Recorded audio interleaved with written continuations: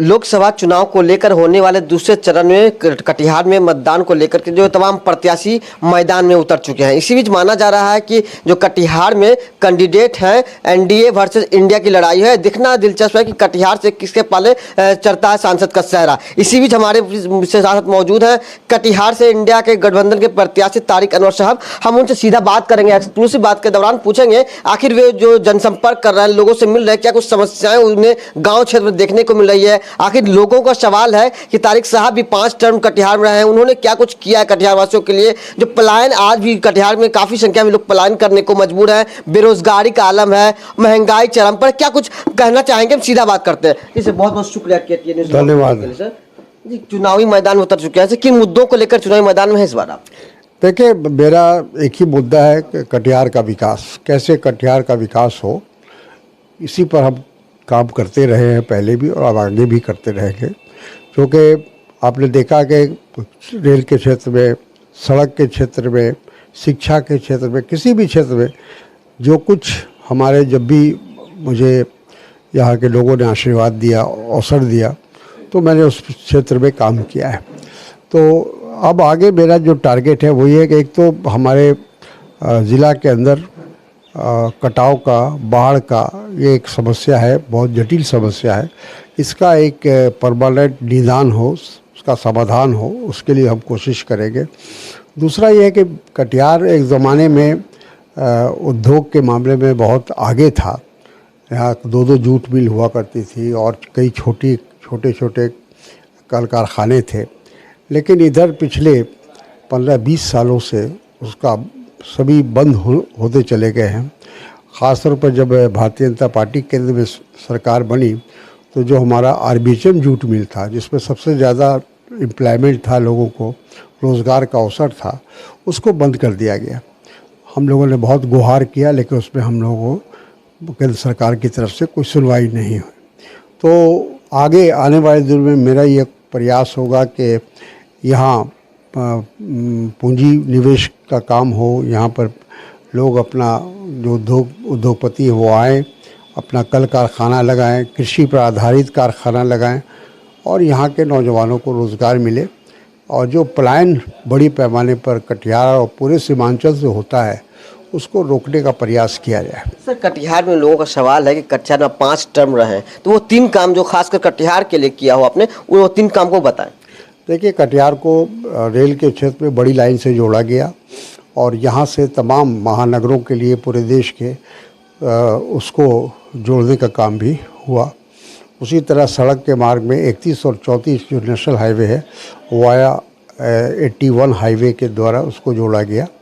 तो उससे कटिहार के अंदर जाहिर है कि रोज़गार के अवसर बढ़े, मौका मिला, इस क्षेत्र का विकास हुआ है।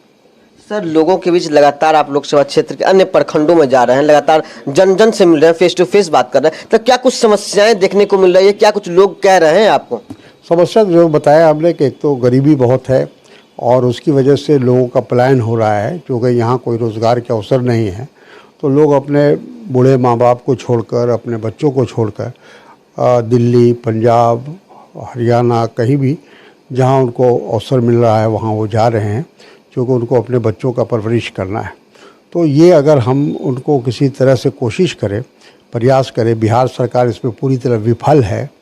और ये हम लोगों के लिए बहुत दुख की बात है कि सबसे ज़्यादा जो पलायन होता है वो बिहार से ही होता है, दूसरे महानगरों में हो या राज्यों में हो। तो उसको फ़ौरन हम लोग उसको रोकने की कोशिश करें। सर, मोदी सरकार कह रही है कि उन्होंने बिहार वासियों के काफ़ी काम किए, लोगों तो गैस सिलेंडर पहुंचाए हैं, आयुष्मान कार्ड बनवाए, बहुत क्या लगता है ये धरातल पर उतर पाया है वाकई में? कुछ नहीं, उन्होंने, उनकी देन सबसे है बेरोज़गारी। मोदी जी की अगर कुछ देन है तो उसमें महंगाई, भ्रष्टाचार, गरीबी, यही उनके 10 साल की देन है।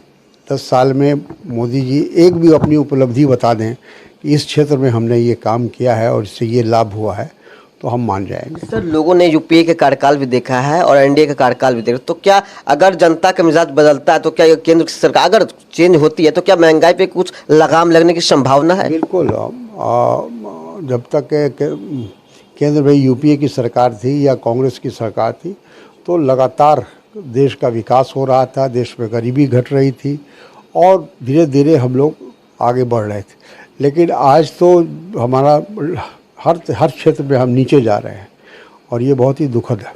सर, लोगों से एक अपील क्या करना चाहेंगे? मेरा कटिहार के मतदाताओं से यही अपील होगा कि हमारा और कटिहार की जनता का संबंध लगभग 47 साल का है। 1977 में पहली बार मैं आया था और मैंने तय किया था कि कटिहार मेरी कर्मभूमि होगी। मैं कई बार चुनाव जीता, कई बार हारा, लेकिन हमने कटिहार को छोड़ने का काम नहीं किया। कटिहार के साथ हम हमेशा जुड़े रहे और आगे भी जुड़े रहेंगे और यहाँ के लोगों की सेवा करते रहेंगे। सर, एक अंतिम सवाल है कि क्या धर्म की राजनीति या फिर विकास की? बिल्कुल, विकास की राजनीति हम करते रहे हैं। हमने अपने जीवन में कभी भी भेदभाव, किसी तरह का छुआछूत करने का काम नहीं किया है। हमारी कोशिश यही रही कि समाज के हर वर्ग को साथ लेकर चले जाए और तभी विकास होगा, तभी हम आगे बढ़ेंगे। भारतीय जनता पार्टी की जो राजनीति है वो बांटो और राज करो, यानी दो धर्मों के बीच में, दो समुदाय के बीच में कितनी नफरत पैदा कर सकते हैं वो करने का उन्होंने प्रयास किया है। लेकिन कांग्रेस पार्टी का उद्देश्य यही है कि जो गांधी जी का बताया हुआ रास्ता है वही सही रास्ता है। सर्वधर्म समभाव, सभी धर्म का सम्मान होना चाहिए, सभी लोग एक साथ रहें और परिवार की तरह रहें, तभी हमारा देश आगे बढ़ेगा, हमारा समाज आगे बढ़ेगा। तो यकीनन आपने सुना अभी जो इंडिया गठबंधन के प्रत्याशी तारिक साहब हैं, उनसे हमने खास बात की। उन्होंने कहा है कि अगर इस सत्ता परिवर्तन केंद्र में होता है तो महंगाई को लगाम लगाएगी। आखिर देखना दिलचस्प है, लेकिन कटिहार से जो हॉट सीट माना जा रहा था, कटिहार में सांसद का चेहरा किसके पाले पड़ता है ये तो वक्त बताएगी। कटिहार से आमिर खान की रिपोर्ट।